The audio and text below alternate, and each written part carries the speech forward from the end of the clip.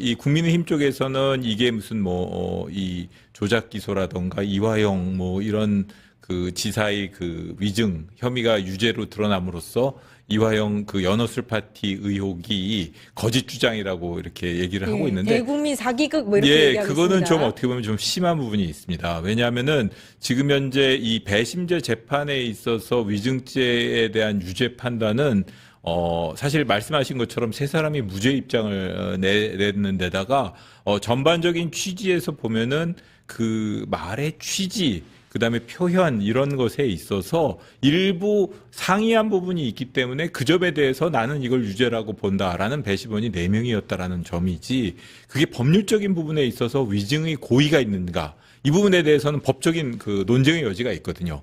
그 부분에 대해서는 앞으로 대법원에서 계속 다투게 돼, 대법원 그리고 상급심에서 다투게 될 겁니다. 예를 들어 하나만 말씀드리자면은 이화영 부지사 같은 경우에는 본인의 증언 내용과 관련해서 거짓말 탐지기 조사에서 진실 반응이 나왔지 않습니까? 그러니까요. 진실 반응이 나왔고 본인은 어찌되었든 간에 본인의 기억을 최선을 다해가지고 본인이 생각하기로는 외부 음식 반입이 있었는데 그걸 연어 술 파티라고 느꼈고 그런 시점이나 장소에 대해서 여러 가지 혼선이 있긴 하지만 본인은 그것이 회의 수단으로 제공되었다라고 확신한다라고 증언을 한 것인데 그 부분에 있어서 이제 그 일시라던가 이런 부분에 있어서 이렇게 좀 변동이 있었고 본인의 그 진술이 이렇게 변화한 것을 놓고 그걸 배심원들 중에 일부는 그것을 위증이라고 보고 일부는 위증이 아니라고 본 것인데 이 부분은 사실 법률가로서 판단하게 된다면 법률가들 역시 이렇게 반반 정도는 갈릴 것 같습니다. 그렇기 때문에 앞으로 이제 위증인 범위에 있어서 고의를 어떻게 보아야 될 것인가라는 법률적 측면에서 항소심을 거치고 대법원에서 확정되어야 될 소지가 있기 때문에 이 부분 한번 지켜봐야 될 필요성이 있습니다. 예.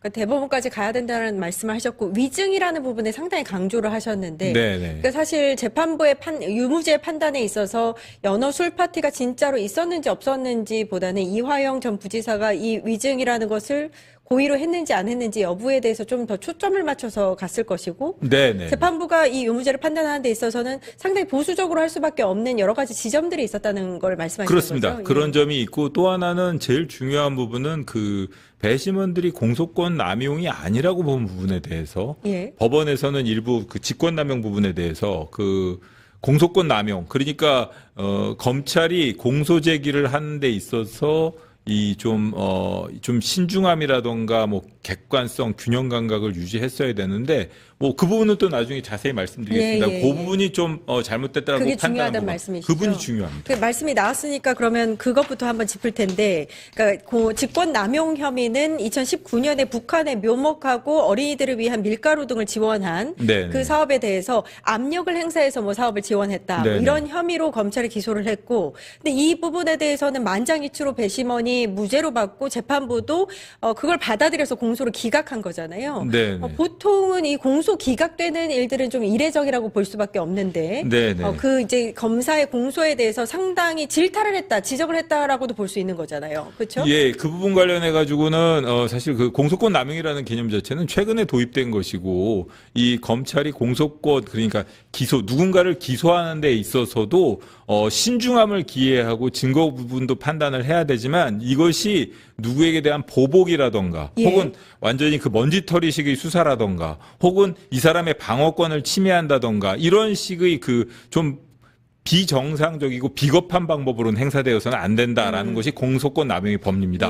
근데 이번에 그 법원에서는 다른 사건을 기소하면서 이화영 지사를 공범으로 기재를 해서 이미 재판을 해서 유죄 판결을 받은 다음에 이 사건에 추가 기소하는 방식으로 이화영 지사가 도대체 이 방어권 그러니까 본인이 이 공범으로 기소된 사건은 별건 아닙니까? 본인이 방어권을 행사할 수 없고 본인이 그 부분과 무관하다라는 걸 정확하게 주장할 수도 없는 그런 상황에서 다른 사건에서 유죄 판단을 받도록 하고 그걸 근거로 삼아서 기소하는 그런 점은 매우 잘못된 것이다라고 지적을 하고 그 부분에 대해서 공소권 남용 판단을 했다는 점에서 제가 보기에는 나름 의미가 있습니다. 어떻게 보면은 먼지털이식 수사라던가 혹은 이렇게 좀 한 사람에 대한 표적 수사 이렇게 완전히 그냥 하나의 범죄 사실조차 남김없이 어떤 식으로든 이렇게 조그만 범죄 사실이라도 다 갖다 붙여가지고 처벌을 뭐 이렇게 받도록 만드는 그런 검찰의 관행에 대해서 어떻게 보면 경종을 울렸다고 볼 수도 있는 것 같습니다. 네. 그 말씀은 검찰이, 그러니까 민주당이 지금 주장하고 있는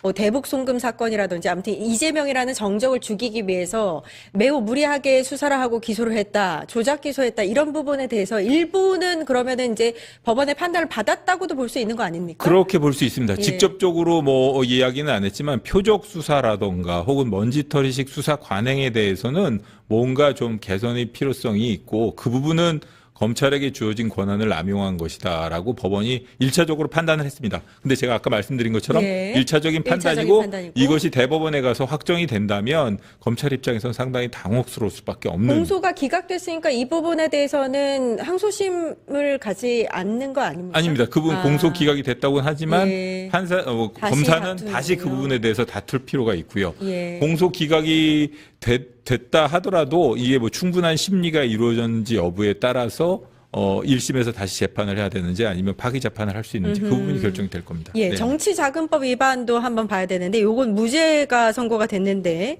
그러니까 이 내용은 2021년 민주당이 대선을 치를 당시에 쌍방울 김성태에게 쪼개기 후원을 요청을 했다. 이 부지사가 이런 내용입니다. 근데 이제 이 부분은 무죄라고 봤어요. 예. 네네. 어떻게 보셨어요? 그 부분과 관련해 가지고는 그런 그 쪼개기 후원과 관련해서 이화영 지사가 그 부분에 관여했다라는 부분에 대한 입증이 부족하다는 예, 겁니다. 예. 그렇기 때문에 당연히 김성태라는 사람이 그런 일을 했다 하고 그것이 법적으로 문제가 있다 하더라도 예. 이화영 부지사가 그 일에 대해서 관여를 하고 지시를 하고 뭔가 개입해서 공모하고 알고 있었어야 된다는 점이 입증이 돼야 될 거 아닙니까? 그 부분에 대해서 검찰에서 충분한 입증을 다 하지 못했고 예. 그런 입증이 부족하다는 점에 대해서 사실 그러기 어려운데 만장일치로 결론이 나왔습니다. 그런 점에 그렇군요. 붙여보면은 검찰이 수사가 어떻게 보면 좀 많이 부족했다라는 예. 점에 대해서 판단이 나온 것이라고 볼 수 예. 있습니다. 네. 지금 이화영 전 부지사 측 변호인단은 이제 항소 의사를 즉각적으로 밝혔습니다. 그러니까 이게 첫 번째 연어술 파티 위증 혐의 관련해서는 배심원의 의견이 4대3으로 갈렸고 3명이 또 무죄 의견을 냈기 때문에 싸워볼만 하다라고 보는 것 같고요. 아까 공소 기각된 혐의에 대해서도 그냥 형식적인 기각 대신에 무죄까지 판결을 받겠다라는 그런 전략인 것 같습니다. 가능성이 있다고 보세요? 충분히 특히 그 위증 부분에 대해서는 가능성이 있습니다. 위증 부분과 관련해 가지고는 뭐 사실 그게 저 배심원들을 처음에 배심원 선정 과정에서 정치적인 뭐 이렇게 선입견이라든가 이런 건 최대한 배제하기 위해서 노력은 했겠지만 워낙 이게 지난번 뭐 국조특위라든가 여러 가지 그 뭐 국정감사라든가 이런 데서 그 이슈가 된 적이 있기 때문에 그 배심원들이 완벽하게 편견이나 선입견에서 자유롭진 못했을 겁니다. 그렇기 때문에 어떤 면에서는 이게 그냥 그날 법정에서 제시된 증거만을 가지고 냉정하게 판단했다기보다는 어떤 면에서는 본인들의 선입견이라든가 이런 데 좌지우지될 가능성도 뭐 크진 않겠죠. 배심원들도 아마 성실하게 일을 했을 겁니다. 하지만 그런 점도 고려한다면 그리고 그 위증에 있어서 가장 중요한 건 위증의 범위거든요. 예. 근데 지금 중요한 것은 본인이 거짓말을 하지 않았다라는 것을 라고 이야기를 하고 그 부분에 대해서 진실 반응이 나왔다는 것은 본인이 고의가 없었다는 것, 본인이 그리고 기억에 따라 진술한 것에 지나지 않는다라는 것에 대한 충분한 입증 자료가 될 수가 있습니다. 거짓말 탐지기 증거조사 결과는 검사의 경우에는 유죄 입증의 자료로 내지 못하지만 피고인의 경우에는 본인이 무죄를 주장하는 그 검사 공소 사실에 대한 탄핵 증거로 충분히 사용할 수 있습니다. 그렇기 때문에 그런 점도 뭐 아마 성실하게 항소심에서 다툰다면 변호인으로서는 뭐 좋은 결과를 얻을 거라고 생각하고 항소하는 게 당연할 겁니다. 이번 거짓말 탐지기 그 조사가 그냥 보통은 공소를 유지하고 있는 그 지검에서 하는 게 일반적인데 이번에는 서울 고검에서 가서 직접적으로 이 거짓말 탐지기 조사를 좀 더 깊이 있게 다뤘다고 하더라고요. 그걸 시간에 걸쳐서 했다고 하던데 이게 이제 재판부가 이걸 증거물로 채택하지 않은 이유가 있나요? 보통 채택을 안 하나요? 보통의 경우에는 이제 거짓말 탐지기 경우에는 아직까지도 이제 증거로서 활용하지는 못하고요. 제가 아까 말씀드린 것처럼 탄핵 증거라든가 혹은 뭐 정황 이 정도로 제시되는 경우가 많습니다. 근데 이건 어차피 유죄의 증거로 사용된다기보다는 그 무죄의 증거로 무죄의 검사의 공소 사실을 반박하는 자료로 사용하는 경우가 많은데 이 경우는 어떤 식으로든 이게 제대로 활용되지 않았는데 직업법관의 경우에는 이 증거 능력이 없는 자료라도 전반적으로 봐서 유죄의 심증이나 무죄의 심증을 형성하는 자료로 사용할 수 있기 때문에 항소심에서는 직업법관이 이런 모든 근거 자료를 이렇게 종합적으로 판단하게 되니까 어떤 판단이 나올지 한번 지켜봐야 될 것 같습니다. 그리고 그 연어 술 파티 관련해서는 우리가 국조를 통해서 봤지만 교도관의 진술도 조금 엇갈리는 면이 없지 않아 있는데 그 중에서 이제 연어 술 파티가 없었다고 보는 교도관들이 증인으로 채택이 되고 나머지는 그렇지 않은 부분이라든지 뭐 이런 것도 사실 항소심에서는 좀 다시 증인으로 불러서 이야기를 듣는다든지 해야 되지 않을까 싶은데. 그 부분은 이제 검찰 측이라던가 혹은 뭐 변호인 측에서 증거 신청을 해가지고 다툴 문제인 것 같고요. 연어 술 파티라는 이름으로 부를 수 있을지는 모르겠지만 외부 적절치 않은 규정에 어긋난 외부 음식이 반입돼서 뭔가 혜택이나 편의가 제공되었다는 건 확정된 사실 아닙니까? 그 부분에 대해서 어떻게 평가를 할 것인가. 그리고 그 부분을 사실 이화영 지사는 정치인이기 때문에 그걸 갖다가 저 같은 경우에는 외부 음식의 반입이 있었다라는 식으로 표현을 했을 겁니다. 근데 이제 그걸 갖다 연어 술 파티라던가 회유가 있었다라던가 뭐 검사로부터 이런 요청을 받았습니다라는 그 표현하는 과정에서 뭔가 좀 어떻게 보면은 그 사실을 호도할 수 있다고 볼 수도 있는 부분이 있었다라고 판단한 사람이 4명. 그게 아니라고 본 사람이 3명. 이렇게 판단이 내려졌다는 건데 그건 아주 미세한 차이죠. 그렇죠. 근데 이걸 법률가의 측면에서 앞으로 이제 판단을 하게 된다면 제가 말씀드리는 거는 그 위증죄의 유무죄와 관련해서는 분명히 판단이 갈라질 수 있을 것이고 이것이 나중에 국민의힘에서 얘기하는 것처럼 공소 취소의 자료로 사용될 것이냐 아닐 것이냐 그거와는 완전히 별개의 문제입니다. 순수하게 위증죄가 성립하느냐 안 하느냐를 놓고 본다면 저로서는 그 한 명이 유무죄의 판단을 가르는 그 배심원이 됐는데 이게 직업법관의 입장에서도 그 모든 탄핵 증거를 배척하고 항소심에서 그대로 유죄를 쓸 수 있을지 그건 잘 모르겠습니다. 그러니까 이번 유죄 판단이 위증에 초점을 맞춰서 하는 거기 때문에 조금 전에 이제 말씀 중에 그러니까 외부에서 음식이라든지 뭐 음료 그러니까 술이 반입됐다는 부분에 대해서는 어느 정도 혐의가 입증이 됐다.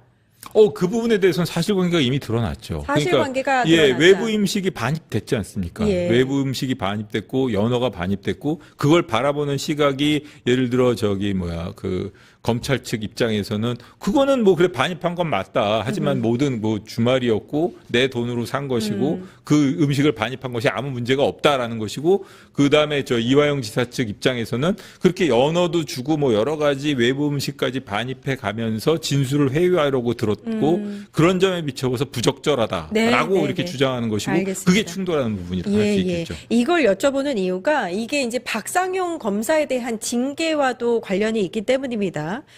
이 유죄 선고가 난 이후에 박상용 검사가 SNS에 또 입장을 밝혔는데 2년 3개월 동안 나라를 흔든 연어술 파티가 허위 결론이 났다라면서 배심원단의 현명한 판단에 진심으로 감사한다 이렇게 입장을 밝혔습니다. 지금 이제 박상용 검사는 징계를 앞두고 있는데 정치적 중립 의무 위반이죠. 이 징계 사유에 술 제공이 포함되어 있지는 않지만 수사를 하는 그 가운데 약간 중립 의무를 위반했다. 맞지 않는 상황이 있었다. 이런 것들이 이제 포함되어 있기 때문에 이 징계에 영향을 미칠 거라고 봐야 되는 건지 재판 결과는 무관할 거라고 봐야 되는 건지 어떻게 보세요? 저는 결론적으로 말해가지고 징계에 영향을 미칠 수 없다고 보여지고 징계에 영향을 미쳐서도 안 된다라고 생각합니다. 그리고 기본적으로 박상현 검사의 말에 따르면 연어술 파티가 허위 결론이 났다라고 본인이 SNS에 밝혔다는 것인데 그렇게 표현한다면은 연어술 파티라고 명명한 사람이나 연어술 파티가 허위로 결론이 났다라고 얘기하는 것과 하등의 차이가 없는 거겠죠. 분명한 거는 지금 현재 이 무죄가 났다라는 부분은 어떤가, 외부 음식을 반입하고 연어 회덮밥을 제공한 것을 연어 술 파티라고 부를 수 있느냐 없느냐 그 부분에 대해서 위증이라는 걸 계속 강조하십니다. 그 부분에 대한 판단인 것이지 이것이 연어 술 파티가 없었다 그러니까 외부 음식이나 술이 반입됐는지 여부가 유죄가 된 건 아니다. 그렇습니다. 그렇죠? 예, 그 부분이 아예 없었다라고 한 거는 그렇죠. 아니라는 거죠. 그걸 갖다가 뭐 이화영 지사가 처음에 이름을 붙인 것처럼 만약의 경우에 그걸 최대한 박상현 검사에 유리하게 보더라도 그걸 연어 술 파티라고 부를 수 있는 것이냐 없는 것이냐에 따라서 배심원단의 의견이 갈라졌을 뿐인 것이죠. 좀 그렇게 봐야 될 것 같습니다. 그리고 이거를 뭐 중요한 것은 그리고 징계 사유 말씀하셨는데 징계 사유와 관련해서 중요한 것은 변호인에게 전화를 걸어서 전화가 있었습니다. 예, 그런 식으로 수사를 하는 것이 과연 합당한지. 예. 그리고 또 하나는 본인이 억울한 사정이 있다 하더라도 그것을 SNS라던가 혹은 뭐 여러 가지 그 특정 정당의 이렇게 만든 그 장소에 나가가지고 정치적 견해를 내세운다던가 혹은 증언 거부 있지 않습니까? 본인이 법에서 허용하지 않는 증언 거부 사유, 정치적 이유를 들어서 증언을 거부한다던가 여러 가지 정치적 행위를 한 점에 대해서 그걸 어떻게 비위로 볼 것이냐. 그래서 그거에 대해서 조직 입장에서 어떻게 감찰을 하고 처분을 할 것이냐라는 것이 중요한 것이지. 이거는 제가 보기에는 본인이 얘기하는 것처럼 연어 술 파티 허위 결론이 났다. 뭐 이런 식으로 아주 확장해서 해석해야 할 문제는 아닌 것 같습니다. 예. 오히려 이 술 제공 관련해서는 징계 사유에 포함되지 않았습니다. 이화영 측 변호인과 전화를 해서 누구를 공범으로 만들고 뭐 이런 부분들을 미리 이렇게 서로 입을 맞추고 이런 부분들이 녹취로 나왔기 때문에 징계를 받았던 거고 정직 2개월 징계 청구를 받은 상태에 지금 인천지검이 감찰을 별도로 벌이고 있습니다. 박상현 검사가 한 언론과 통화를 했는데 여기서 뭐라고 하냐면 연어 술파티 의혹 관련해서 확정되지도 않은 내용을 법무부와 서울고검이 공개를 했다. 이 부분에 대해서는 민형사상으로 소송을 걸어서 법적으로 대응하겠다. 이렇게 나왔거든요. 가능하다고 보세요? 소송을 제기하는 거야 본인의 자유니까 그건 가능할 것 같은데 법무부나 서울고검은 어떤 면에서는 그 상황에서 여러 가지 국민적 의혹이 있는 상황에서 의도적으로 누구의 명예를 훼손하기 위해서 잘못된 사실을 막 이렇게 확정되지 않은 사실을 공표했다기보다는 본인들이 지금까지 그 조사된 조사라든가 진상 확인 내용을 외부적으로 공식적으로 그것도 슬쩍 흘리거나 이런 식이 아니라 공식적으로 외부에 발표한 것이라면 제가 보기에는 아무리 법적인 책임을 주장한다 하더라도 법무부나 서울고검이 그 부분에 대해서 법적 책임을 질 이유는 없어 보입니다. 일각에서는 이번 이화영 전 부지사의 유죄 판결로 민주당이 추진하고 있던 조작기소 특검이 동력을 잃는 거 아니냐 이런 얘기도 나오고 있는데 오늘 보니까 관련 특위 소속의 몇몇 의원들이 국회에서 기자회견을 열고 정치검찰의 조작수사, 조작기소가 다 드러났다. 결과는 유죄지만 실질은 무죄다. 이렇게 밝혔습니다. 그러니까 조작기소 특검을 계속해서 추진을 하겠다라고 밝힌 건데요. 여기에 대해서는 어떻게 보세요? 그 부분에 대해서는 정치적인 영역이긴 합니다만 어쨌든 좀 신중하게 좀 이렇게 앞으로 진행을 해주셨으면 하고 바라는 것이고 이게 자꾸 이렇게 정치적인 부분에서 이렇게 특검이라던가 이런 주장이 이런 법률적인 부분과 충돌하게 되면 결국은 법적인 부분에서 냉정하게 검찰이나 법무부의 입장에서 조직 구성원이 정치적인 행동을 한다던가 정치적인 편향성을 혹은 정치적인 중립성을 의심받을 수 있는 그런 행동을 한 부분에 대해서는 엄정하게 조치를 취해야 되거든요. 그거는 어떤 경우라도 마찬가지입니다. 그런 그 정당한 징계 절차조차 진행이 안 될 가능성이 있기 때문에 어쨌든 저는 감찰관 출신이라서 그런지 모르겠지만 감찰이라던가 혹은 징계 사유 입장에서 본다면은 어쨌든 정치와는 거리를 두고 박상현 검사가 수사 과정에서 보여준 여러 가지 잘못된 부분에 대해서는 냉정하게 판단을 해야 될 것 같습니다. 알겠습니다. 조작 검찰에 대해서 탄력이 붙어야 된다 했는데 약간 좀 덜컥했습니다. 이화영 부지사 국민참여재판 1심 선고가 나왔어요. 지선과 같은 느낌이에요. 거의 다 이겼는데 우리가 신경 썼던 게 좀 안타깝게 지른 걸로 나왔어요. 자, 어떤 게 진 거죠? 일단 이 경기도지사 선거와 민주당 대선 경선 당시에 이재명 대통령에게 쌍방울 측이 이제 쪼개기 후원을 했다. 요것과 관련돼서 이제 이화영 전 부지사가 이제 기소가 됐는데 요거는 무죄. 배심원 전원 만장일치였습니다. 무죄, 정치자금법 위반 무죄, 이재명 대통령과 관련된 거 무죄. 무죄. 그리고 이제 부지사 시절에 이제 그 북한의 묘목 그 묘목 그리고 밀가루 등을 지원을 했는데 요게 실무진의 반대 의견을 묵살하고 자기가 이제 임의대로 했다. 요게 이제 직권남용 등의 이제 혐의가 있었죠. 네. 여기에 대해서는 공소 기각. 그러니까 재판부가 봤을 때 이 검찰의 공소장이 잘못됐다라는 판단이에요. 오바했다. 이게 공소권 공소권 남용이면 남용. 그, 네. 직권 남용하고 똑같은 거야. 그렇죠. 어, 그걸 한 거야. 그거를 네. 판사가 인정을 한 거. 이것도 커요. 큽니다. 오. 네, 여기 좀 커 보이고. 그런데, 이른바 연어술 파티. 연어술 파티가 있었다라고 이제 이화영 지사가 이제 국회에 와서 증언을 했는데, 네. 그게 이제 위증이라는 거예요. 검찰이 기소를 했죠. 요것과 관련된 결과는 이 국민참여재판에 이제 배심원이 7명이었는데, 네. 4대 3으로 유죄 판결이 나왔고, 재판부가 인용을 했습니다. 그래서 그러니까요. 징역 4개월. 우리는 내란당하고 다르니까 인정할 건 인정해. 지긴 진 거예요. 4대 3도 지긴 진 겁니다. 판사가 그렇게 판단을 했기 때문에. 아무튼 근데 민주당에서는 그 TF 의원들이 나와가지고 사실상 이긴 것이다라고 얘기를 해요. 실제로 내란당은 이런 결과가 나왔으면 우리가 거의 다 이겼다. 완벽한 승리다. 요거는 2심에서 무조건 이긴다. 이렇게 하면서 계속 했을 텐데 민주당은 그런 모습이 없었거든. 잘하셨어. 우리도 이긴 건 이겼다고 얘기를 하고 아닌 건 아쉽지만 이거 분명히 이긴다. 이거는 판단이 아쉬운 거다. 라고 할 줄 아는 이런 당당함이 좀 필요합니다. 저것들은 저렇게 뻔뻔한데 말이죠. 아무튼 민주당에서 나선 건 잘했다. 물론 조금 지긴 졌어요. 좀 쑥스럽긴 이제 하죠. 이걸 해석을 하자면 법조인의 관점에서 해석을 하자면 사실은 이 판결은 우리나라 사법부의 유죄 판결 시스템의 모든 문제를 다 보여주는 판결이에요. 오. 왜 그렇게 이야기하냐면 네. 저 얼핏 생각했을 때는 국민참여 배심원단이 4대 3으로 판결을 내렸어. 그러면 이게 유죄가 나오는 게 다수결 아니야? 이렇게 생각할 수 있잖아요. 네. 근데 대부분의 국가들, 배심제나 참심제를 운영하고 있는 대부분의 국가들 만장일치 판결이 나와야 됩니다. 네.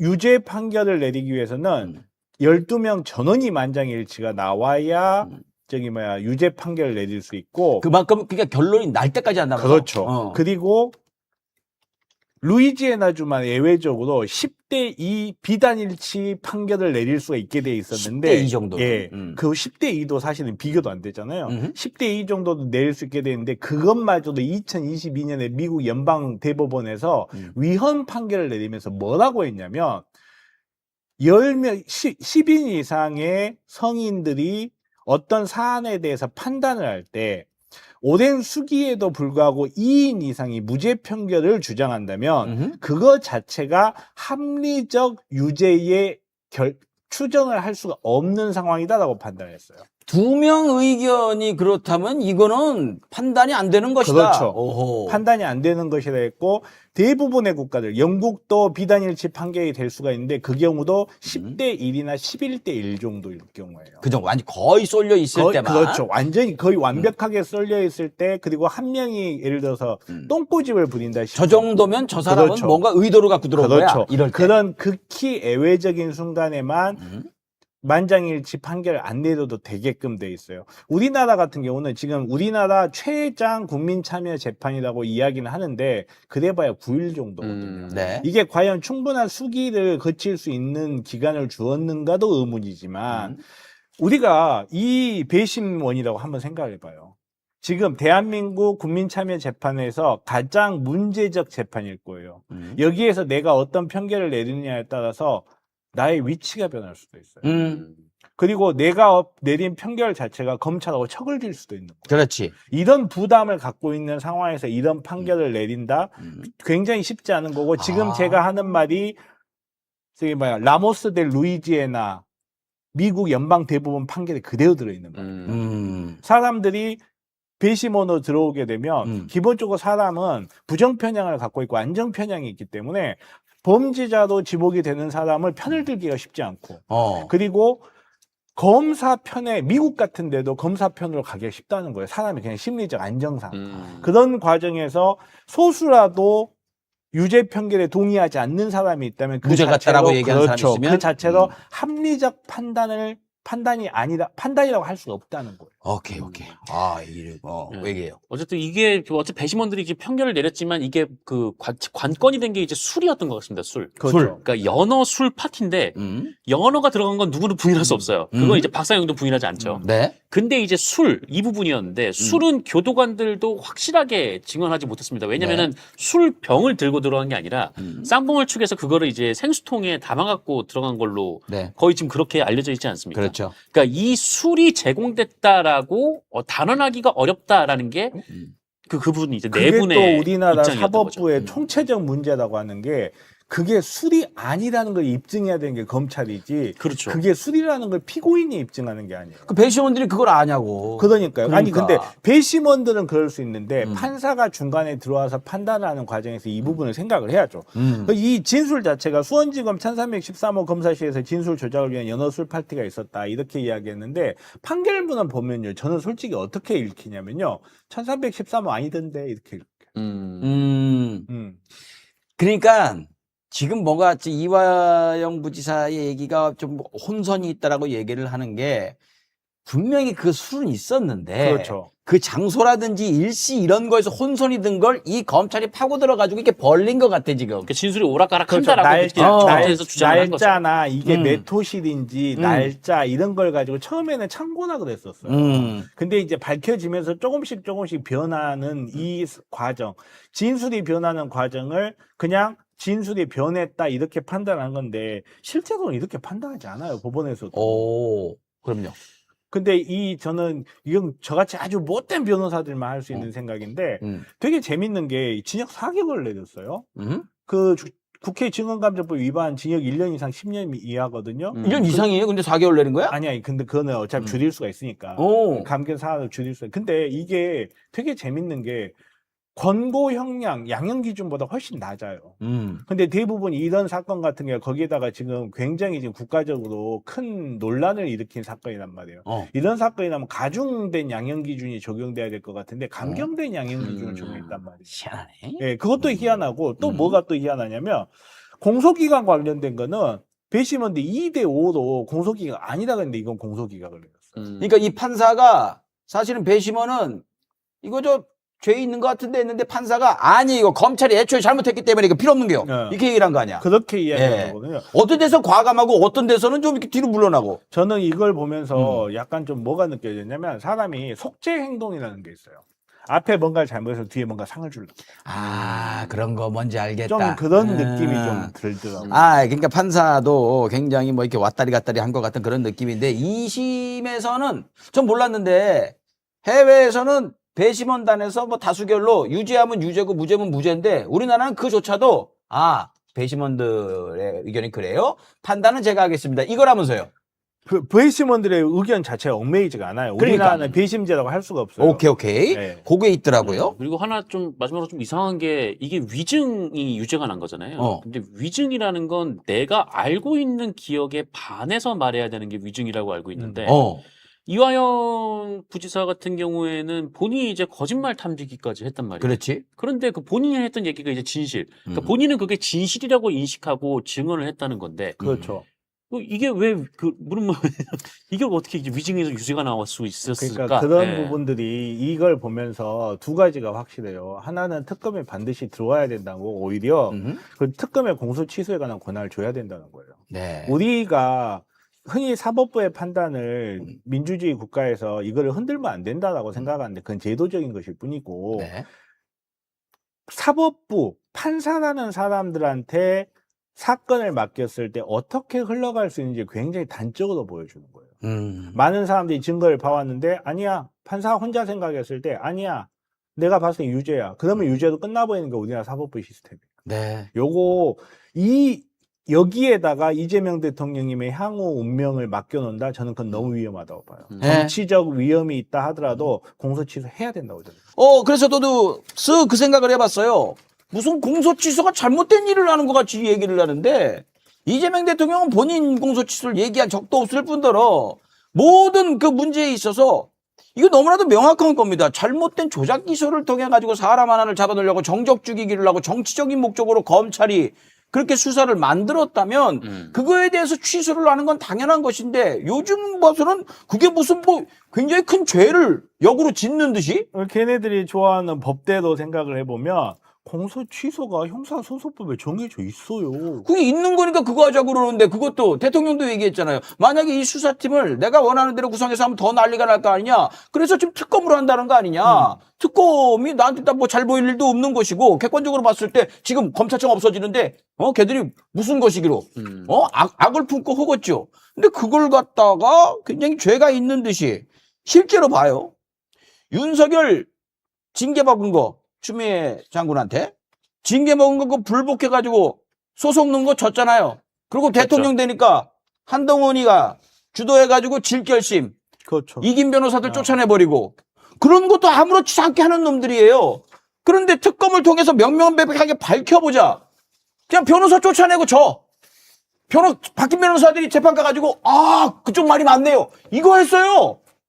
이것도 했는데 이 명명백백하게 객관적으로 밝혀보자. 뭐가 문제가 있으면요 조중동이 가만히 안 있을 거예요. 근데 그럼에도 불구하고 이것도 뭐 큰 죄를 짓는 것 같이 이렇게 얘기하는 거 저는 이거야말로 오랜만에 꺼냅니다. 윤석열 정권 때 많이 했던 얘기인데 악은 이토록 거침없이 걸어가는데 어째서 선은 끊임없이 자기를 증명해야 되는지 참 답답하다 라는 말씀을 좀 드리고 싶었습니다. 그 기자회견을 통해서 이번 재판 결과에 대한 입장을 발표하셨습니다. 그와 관련해서 일단 그 의원님 말씀을 좀 듣도록 하겠습니다. 그게 국민참여재판이다 보니까 재판이 끝나면 끝나는 직시로 아마 재판부가 선고를 하는 모양이에요. 네. 그러다 보니까 어제 이제 이른 아침인지 새벽인지 뭐 선고가 됐던 모양이에요. 예. 네. 그래서 이제 그 선고가 나오자 국민의힘에서는 마치 그 선고가 우리 민주당이 그간에 했던 조작 기소 진상규명 국정조사가 마치 잘못된 것인 것처럼 그런 소재로 이용을 하던데 그건 대단히 잘못된 주장이고 국민의힘의 프레임이라는 겁니다. 네. 그래서 제가 그걸 바로 잡기 위해서 기자회견을 우리 이제 국조특위 의원들한테 제안을 했고 그 기자회견부터 제가 썼습니다. 예. 네, 그 판결문의 의미를 이제 좀 설명을 드리면 판결문은 이제 세 개의 그 공소 사실에 대한 건데, 네. 첫째가 김성태 측이 이화영 부지사의 부탁을 받아서 이재명 후보에게 쪼개기 후원금을 냈다. 네. 이걸 기소를 했어요. 네. 근데 이것은 배심원 7명 전원 일치로 무죄가 선고됐습니다. 네. 그러니까 이것은 죄가 안 되는데 증거가 없는데 네. 기소했다는 겁니다. 그러면 이 기소의 의미는 뭐냐면 결국 이재명 대통령께 타격을 가하려고 기소한 거거든요. 근데 이게 배심원 전원 일치로 무죄가 선고됐어요. 네. 그 이게 조작 기소의 진상이 드러난 거죠. 두 번째는 이제 그 묘목과 밀가루를 경기도에서 이제 북한에 네. 인도적 차원에서 제공하는 사업을 했는데 예. 그것과 관련해서 그게 직권남용 뭐 등등의 죄에 해당되느냐. 네. 근데 그게 공소권 남용으로 공소기각됐어요. 네. 공소권 남용이라고 하는 것은 거의 형사소송에서 들어보지 못하는 겁니다. 예. 그러니까 서울시 공무원 간첩 조작 사건에서 네. 처음 나왔고 예. 그 후로도 공소권 남용이 실무에서 재판 실무에서 인정된 사례가 저는 잘 기억이 안 나요. 그 정도로 그러니까 희귀한. 이 정도로 빅 뉴스입니다. 이것은. 사실 검찰총장이 공소권 남용을 법원으로부터 인정되는 판결이 나왔으면 국민 앞에 사죄해야 돼요.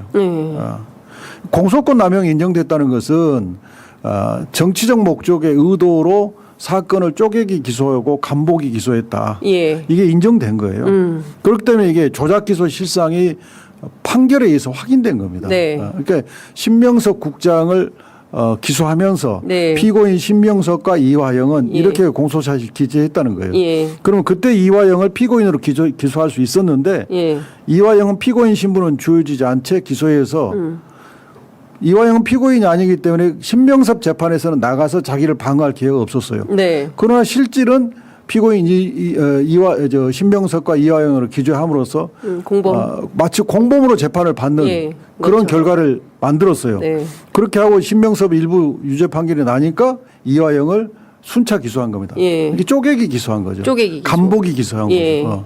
그러면 이화영의 재판부는 어떤 영향을 받냐면 예.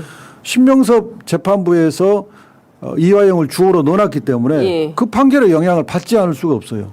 재판부는 이걸 지적한 겁니다. 네. 아니 왜 신명섭을 기소할 때 이화영도 같이 기소해서 예. 이화영이 법정에서 자기 주장을 하고 자기를 방어할 기회를 줘야지 예. 그렇게 뒤통수 치는 쪼개기 기소를 하느냐 예. 이것은 불법이다라고 선언한 거예요. 네. 신명섭을 잡고 이화영을 그 다음에 잡고 이화영을 잡은 다음에 이재명을 올라가 이런 전형적인 수법의 기소거든요. 예. 순차 기소를 위한 그렇지. 것이었다. 예. 이게 어제 판결에서 인정된 겁니다. 예. 그래서 이 두 가지가 우리가 국정조사 조작기소 국정조사를 하는 것과 똑같은 취지의 판결이 나온 거죠. 네. 근데 이게 잘 부각이 안 돼 있는 거예요. 그리고 이제 사실은 이게 제일 큰 거라는 그렇죠. 거죠. 예. 공소권. 술이 제공됐느냐 이제 이게 예. 세 번째인데 술이 제공됐느냐는 우리가 이 싸움 과정에서 계속 얘기했어요. 네. 음식이 제공됐느냐, 연어회가 제공됐느냐, 술이 제공됐느냐 이것은 본질적인 부분이 아니다. 이 사건의 본질은 진술 세미나가 있었느냐, 그렇죠. 회유와 압박이 있었느냐, 예. 김성태에 대한 김성태가 수사 협조한 대가로 특혜가 있었느냐, 예. 이런 게 본질이다라고 예. 주장을 했거든요. 예.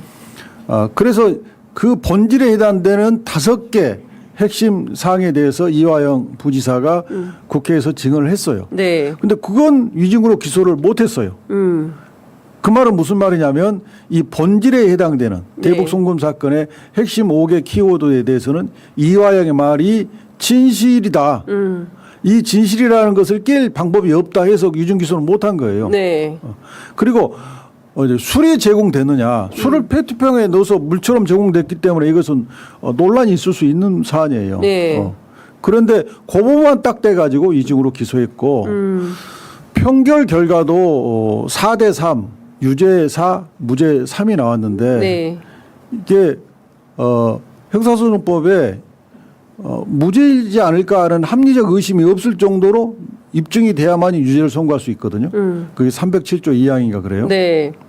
그런데 7명 중에 3명이 무죄다라고 주장했으면 그건 합리적 의심이 없을 정도로 입증된 게 아니잖아요. 그러니까 완벽한 것은 아니다. 따져볼 만한 이게 거다. 7이 한 사람이라면 예. 한 사람의 마음속에 7분의 4는 이거 유죄 같은데 예. 7분의 3은 아니야 이거 무죄 같은데 지금 이런 마음이란 말이에요. 그렇죠. 그러면 합리적 의심이 없을 정도로 입증이 된 게 아니잖아요. 예. 그리고 이런 경우에는 판사는 네. 무죄를 선고한 게 맞아요. 근데 그게 판사- 법리에 맞단 말이에요. 근데 판사는 그 배심원단의 의견을 따라서 유죄로. 그런데 이것은 다수결에 의해서 결정할 문제가 아니에요. 아, 3명이나 무죄 의견을 냈어? 그러면 합리적 의심이 아직 다 회수된 게 아니네. 예. 그렇게 결론을 내린 게 맞고 예. 동일한 유형의 사건이 있었어요. 어떤? 버스 기사가 승객을 버스로 교통사고를 내서 예. 사망한 사건인데 예. 이게 버스 기사가 승객이 내린 다음에 출발할 때 그게 넘어져 가지고 바퀴에 예. 깔린 사건이에요. 예. 근데 버스 기사는 나는 못 봤다. 볼 수가 없었다라고 변명한 사안에서 예. 배심원들이 유죄 무죄가 갈렸어요. 근데 더 다수가 유죄 취지를 냈는데 판사가 무죄를 선고했어요. 그게 맞는 거예요. 그러니까 이거를 4대 3이니까 무슨 축구 경기 하듯이 다수결의 원칙에 따라서 결정한 판단은 잘못되었다. 잘못된 거라는 이렇게 거죠. 이제 보시는 거죠. 그래서 저는 이게 항소심에서 네. 뒤집힐 거라고 생각하고요. 또 결정적인 증거가 있잖아요. 박상웅이라고 하는 쌍방울 이사가 예. 검찰청 맞은편에 있는 편의점에서 예. 처음에 소주 3병, 생수 3병을 샀다가 예. 소주를 페트병에 넣었다 보니까 페트병이 좀 남아요. 그러니까요. 그래서 더 마저 채우기 위해서 한 병을 추가로 사잖아요. 네. 그래서 소주 4병, 생수 3병을 산 게 확인이 됐잖아요. 네. 이것은 영수증으로. 그러면 이건 반입하기 위해서 작업했다고 하는 정황을 나타내는 증거 아니에요? 근데 그것도 그렇지만 법무부에서 특별점검팀을 꾸려서 자체 조사를 하지 않았습니까? 그래서 실제로 외부 음식과 소주가 반입된 정황이 있다. 그래서 박상용 검사에 대한 징계를 내린 거 아니겠어요? 그래서 지금 정직 2개월의 징계 처분을 받은 상황인데, 근데 이 부분은 왜 하나도 반영이 안 된 겁니까? 그거야 이제 판결문을 봐야 될 것 같아요. 아직 판결문이 아직 안 나와서 왜 이게 인정이 된 건지 안 된 그래서 건지. 이 판결이 예. 마치 예. 그간의 민주당이 주장했던 것에 반대되는 판결이라고 국민의힘이 프레임을 잡고 공격하던데 그건 매우 잘못된 거다. 판결을 오도하고 왜곡한 거다. 네. 이렇게 말씀을 드리고 그런 취지를 충분히 담아서 어저께 기자회견을 했습니다. 네. 네, 말씀 주신 대로 그 내용이 이제 전면적으로 반영되지 않고 소위 이제 대한민국의 레거시 미디어들, 이제 기성 언론들은 법원이 연어회 술 파티는 허위라고 결론을 내렸다. 따라서 그동안 더불어민주당이 주장해 왔던 소위 이제 조작 기소 특검의 명분이 사라졌다. 이제 국민의힘의 주장을 그대로 받아서 보도를 하고 있는 겁니다. 그러니까 대부분의 언론들이 이렇게 썼어요. 심지어 이제 경향신문 같은 진보 언론도 오늘 아침 일면에 관련된 보도를 비슷한 맥락으로 썼는데요. 그 언론의 이런 보도 행태에 대해서는 어떻게 해야 되겠습니까? 한겨레 정도가 좀 사설로 지금 가장 중요한 것은 이제 의원님께서 앞서 주신 대로 이번 사건에서 이제 공소권 남용에 대해서 공소 기각을 한 결정이다라고 봤는데 대부분의 언론은 이제 조작 기소 특검 물 건너갔다 이런 분위기로 쓰고 있습니다.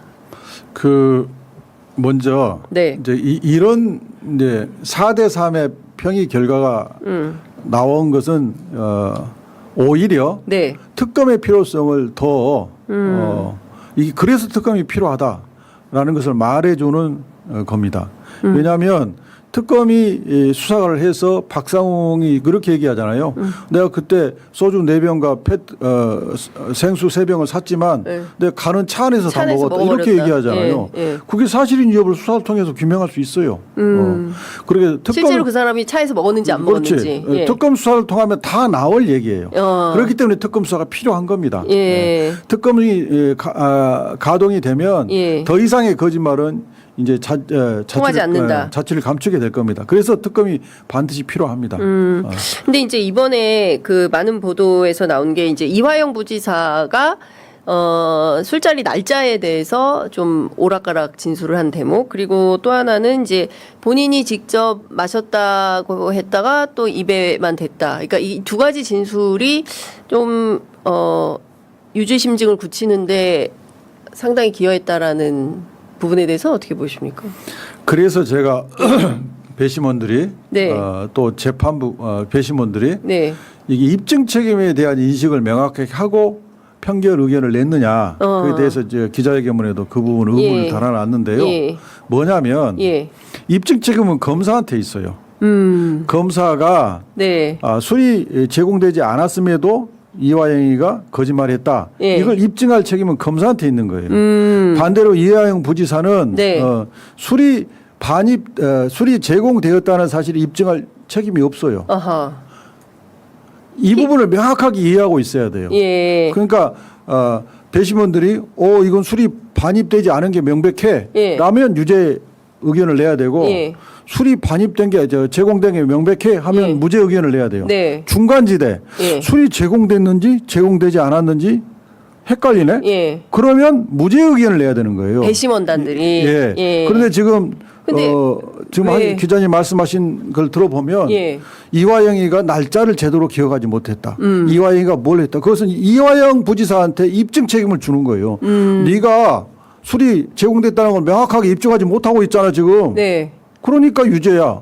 이건 그런 식인 입증 거죠, 책임을 지금. 거꾸로 보고 있는 거예요. 예. 그 검사들이 확인해야 되는데 그걸 제대로 하지 못한 그러니까 채. 술이 박상웅이가 편의점에서 술을 그렇게 샀다라는 네. 결과가 나왔으면 그것을 이 술이 박상웅 말대로 차 안에서 먹었다는 사실을 검사가 입증해야 되는 거예요. 그래야만이 유죄가 입증이 되는 것이지. 예. 그걸 검사가 깨줘야 돼요. 예. 그걸 깨주는 입증을 못하면 예. 이 술이 검사실에 반입됐고 예. 제공됐겠네라고 예. 하는 합리적 의심이 가능한 거고 예. 이 합리적 의심을 깨려면 검사가 예. 박상우 말대로 가면서 차 안에서 먹었어 라는 걸 입증해야 돼요. 네. 그러면 차 안에서 네. 거의 뭐 알코올 중독자가 아닌 이상 소주 4병을 소주 4병을 거기 차 안에서 먹는다는 게 말이 됩니까? 상식에 부합하진 않습니다. 그 검사가 그걸 깨줘야 돼요. 그거 예. 못 깨잖아요. 예. 그러면 이 술이 검사실에 반입됐겠네 예. 라는 합리적 의심 예. 이걸 못 깨잖아요. 예. 못 깨면 무죄죠. 그래서 이 재판이 이상하게 지금 결론이 흘러가고 났다 이렇게 보는 겁니다. 그렇기 때문에 항소심에서 추후 다퉈서 진실규명을 해야 된다. 그리고 이 사건의 가장 큰 본질은 검찰의 공소권 남용, 그로 인한 공소 기각, 그리고 이제 그 법원에서 이례적으로 보도 자료를 내서 유사 사례와 관련해서 첫 번째 이제 공소 기각 사례다라는 점을 강조한 것이다. 이제 여기까지 정리를 해주신 걸로 확인하도록 하겠습니다.